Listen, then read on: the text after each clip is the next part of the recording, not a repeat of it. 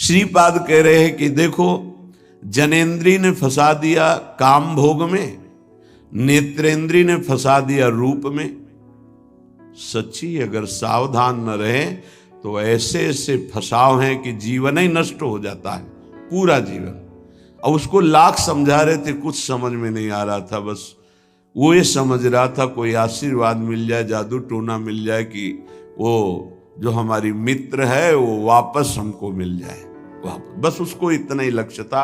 और हम ज्ञान विज्ञान वर्णन कर रहे थे, वो सुन बैठा था केवल, क्योंकि समझ में आता है ना आप हमारी बात पकड़ रहे हो कि नहीं पकड़ रहे। नेत्रेंद्री ने रूपों में फंसा दिया, हृदय मलिन हो गया सम्मान प्राप्त करने की लालसा से। और कह रहे जिभ्या मिष्टान्न निष्ठा विरमति न मनाग वित्त सग्रंधनुचितम। जबान आ गई भोजन के स्वाद में, ये मिष्ठान्न है, ये चटपटा है, ये बड़ा स्वादिष्ट है। जिभ्या रसेंद्री यदि भोजन के स्वाद में मगन है तो राधा नाम सुधा रसम का स्वाद नहीं ले पाएगी। उचित आहार जो भगवत प्रसाद रूप है उसको डाल लेते हैं, उसके प्रति हम आसक्त नहीं होते, स्वाद दृष्टि नहीं रखते। पूर्व के संत भगवान के दर्शन होते थे, खप्पर रखते थे नारियल का, नारायण नारायण, दाल खीर रोटी जो भी मिला खप्पर में डाला, मिलाया। स्वाद से मतलब नहीं, प्राण पोषण से मतलब है। और यहाँ धनिया की चटनी अलग, टमाटर की चटनी अलग, भरौआ मिर्च अलग, ये अलग ये अलग, तो फिर राधा नाम सुधा रसम भूल जाओ। ये 2 अंगुल की जबान है, बस इतने में सारा खेल है। यहां से नीचे उतरने पर कोई स्वाद नहीं है भाई, इतने में घुमाने का स्वाद है। और अच्छे अच्छे इसी में फंस जाते हैं। जिसकी रसेंद्री विजयी नहीं हुआ रसेंद्री से, वो हर इंद्री का विजयी होने पर भी विजयी नहीं माना जाता। रसेंद्री विजयी जनेंद्री विजयी जरूर होगा, और रसेंद्री जनेंद्री विजयी संपूर्ण इंद्रियों का विजेता माना जाता है। धैर्यवान उसे ही कहते हैं जो 2 इंद्रियों को काबू में कर ले, रसेंद्री और जनेंद्री। रसेंद्री मिष्टान्न आदि भोग पकवान पाने के लिए लोलुप जीवन हो गया, पेट बढ़ करके छाती से एक बीता ऊंचा हो गया है। उठने बैठने में दिक्कत होती है, पर पाने के समय और कितना अधिक पाया जा सके, ये स्वाद वो स्वाद वो स्वाद कितना पाओगे, मर जाओगे पाते पाते, फिर भी तृप्ति नहीं होगी। बहुत विचित्र वासना है, बहुत विचित्र वासना है।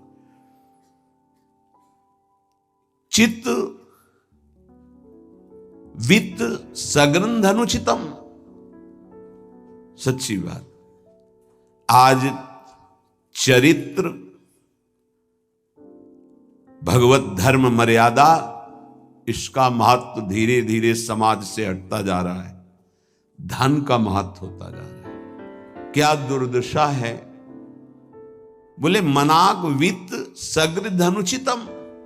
अनुचित रूप से धन कभी सुखी नहीं हो सकता जो अनुचित रूप से धन प्राप्त करता है। हा वृंदारण्य कान्या भवति मम गतिश्चेदहम त्वत्स्थितोपि। मेरी क्या गति होगी जब मेरी इंद्रियां और मेरा मन ऐसा है। मैं आपका आश्रय लेता हूं, आपका वास स्वीकार करता हूं। मैं समझ गया कि मेरे से अब कुछ नहीं होने वाला, मेरी अनन्य गति आप हो। हे वृंदावन, आप मेरा सुधार कर दो। अब मैं कहीं किसी की ओर नहीं देख सकता, सिर्फ आपका आश्रय लिए हूं। भाव ये है कि हम सब तरह से हीन हैं, हर इंद्रियां हम पर विजय प्राप्त किए हुए है।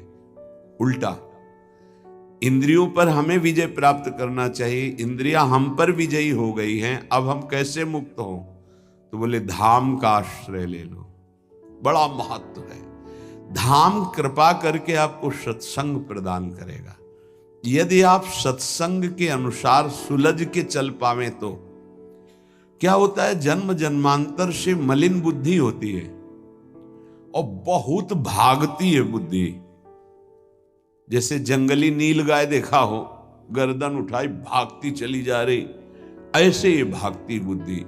अगर इसको कोई रोक सकता है तो गांव में एक लंगड़ बांधा जाता था। लंगड़ समझते हैं? 2 टांगों के बीच में एक मोटा सा लकड़ी का। अब वो भाग नहीं पाएगी ऐसे। गुरु कृपा, गुरु आदेश, गुरु शासन, ये बुद्धि के ऊपर लंगड़ का काम करता है। तुम्हें पता ही नहीं गुरु के हृदय में अनंत माताओं जैसा प्यार होता है। जैसे भगवान गाली देने वाले को भी परम पद देते हैं, उन्हीं के दास हैं वो। किसी का अमंगल संत के द्वारा, गुरुदेव के द्वारा नहीं। आपका विचार, आपकी सोच आपको अमंगल के रास्ते पे खड़ा करके और ऐसा धक्का देगी कि शायद है फिर बचा पाने की स्थिति न रह जाए। सगर के जो पुत्र 60,000 थे, भगवान कपिल देव जी का अपराध कर दिया, आश्रम को विध्वंस करने लगे। घोड़ा वहीं बंधा हुआ था, किसी ने बांध दिया था, उनको पता भी नहीं था। उनको लगा कि इन्होंने ही ऐसा किया होगा, हमारा विश्व विजेता घोड़ा इन्होंने पकड़ लिया। बड़ा उपद्रव किया। कपिल भगवान ने कोई शाप नहीं दिया, उनकी तपोशक्ति ने उनको नष्ट कर दिया, भस्म कर दिया। जिनके उद्धार के लिए उन्हीं के वंशजों में क्रमशः आराधनाएं हुई, फिर पर सिद्ध कर पाए भगीरथ जी और भगवती गंगा को लाए और अपने पुरखों का उद्धार किया। जो थोड़ा भी अपनी बुद्धि को तुम भगवत मार्ग से विमुख करोगे, वो आपको फंसाने के सिवा और कोई मार्ग नहीं बता सकती। यहां समिटना है, अपने अस्तित्व को मिटा देना है, प्रभु के चरणों में पूर्ण आश्रित हो जाना है और जीवन मुक्त हो जाना है। ये रास्ता है। यदि हम भगवत मार्ग के पथिक हो करके थोड़ा भी अपने मन के अनुसार चलेंगे तो मार्ग बदल जाएगा। गुरु आज्ञा तज करहि जे बान, यह अधर्म यह सब हानि, कान न रसिकन मेरा है। पर जैसे जंगली नील गाय होती है ना, उसको ऊपर कोई शासन बर्दाश्त नहीं। वो जब दलदल में फंसती है तब उसकी चाल रुकती है, अन्यथा नहीं। तो माया प्रपंच का दलदल जब ऐसी बुद्धि वालों को रोकता है, तब उनको याद आता है कि क्या मैं कहीं गलत मार्ग पर चल पड़ा क्या। पर जब तक फंसता नहीं तब तक उसे पता ले चल। माया ऐसी बचाव पक्ष से उसको ले जाती कि इतनी दूर पहले ले जाऊं कि ये लौट ही न सके, तब बात बनेगी। श्रीपाद कह रहे हैं कि सब इंद्रियों ने, मन ने हमको अपने अधीन कर लिया। अब तो हे वृंदावन आपका सहारा है। बनाया हुआ सिद्धांत है, रही मन देखी बड़न को, लघु न दीजिए डारी, जहां काम आवे सुई, कहा करे तरवारी। और सिद्धांत उन्हीं का बनाया हुआ है। अगर गुरु चरणों में लघुता आ गई तो विश्व ब्रह्मांड में महत्ता स्पर्श ही नहीं कर सकती तुम्हारा। ये हमारी बुद्धि, ये हमारा मन ऐसा सोचता है कि शॉर्टकट से चले धनी बन जाए, शॉर्टकट से चले परम पद मिल जाए, शॉर्टकट से चले बहुत उत्तम सम्माननीय बन जाए। है बहुत शॉर्टकट है। सर्वस्व त्याग और एकमात्र प्रभु का आश्रय। अभी जो चाहो बन जाओगे, पर सर्वस्व त्याग। आज तक जितने भी महापुरुष हुए हैं सर्वस्व त्याग से। सर्वस्व त्याग का स्वरूप किसी के नामे कर देना सब प्रॉपर्टी नहीं, अपना अस्तित्व मिटा देना। अम्बरीश जी चक्रवर्ती सम्राट हैं पर अपना अस्तित्व नहीं है, तो क्या हुआ?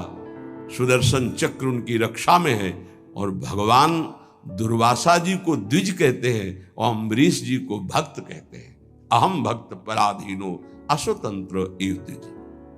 तो मैंने वृंदावन का आश्रय लिया, अब वृंदावन संभालेगा। तो वृंदावन किस रूप में संभालता है? संत रसिक सदगुरुदेव के रूप में संभालता है। यदि हम ना उनकी आज्ञा का पालन करें, अवहेलना करें, तो बड़े कृपालु हृदय के होते हैं जो संत हैं। संत सरल चित जगत हित जानि स्वभाव स्नेह। तुम क्या जान पाओगे कि हृदय में तुम्हारे ही प्रति कितना दुलार है। सांप को चाहे जितनी प्रार्थना करो, आरती उतारो, दंडवत प्रणाम कर लो, कह दो सीधे चलो, तो कभी नहीं चलेगा वो। उसकी चाल ही टेढ़ी होती सांप की तरह। ऐसे जो कुटिल बुद्धि के होते हैं, हाथ जोड़ो, पैर छुओ, दुलार करो, गले लगाओ, जीवन दे दो, लेकिन वो सांप की तरह ही कुटिल बुद्धि से चलेंगे। उनका जो विषैला स्वभाव है वो उनकी आध्यात्मिक शक्ति का नाश करता है। उनको लगता है मैं बहुत बड़ा अध्यात्म कर रहा हूं। अध्यात्म कहां से होता है?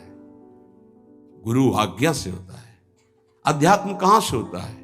गुरु मंत्र के निरंतर सुमिरन से होता है। अध्यात्म जिसके अंदर है तो त्रिभुवन का संपूर्ण वैभव उसको मृत तुल्य लगता है। मृत तुल्य, न पारमेष्ठ्यम न महेंद्र दिष्ण्यम। आपको लगेगा भरण पोषण कैसे होगा? तो भगवान, उनके वचन यही भक्त का आश्रय होते हैं। भगवान ने कहा अनन्यस चिंतयन्तो माम, तुम्हारी एक ही जिम्मेवारी है, तुम केवल मेरा अनन्य चिंतन करो। और जो अनन्य चिंतन करता है, ये जनाः पर्युपासते, जो ऐसी उपासना करता है अनन्य चिंतन से, तो योगक्षेमम वहाम्यहम, मैं उसके योगक्षेम का वहन करता हूं। अप्राप्ति की प्राप्ति और प्राप्ति की रक्षा ये मैं करता हूं।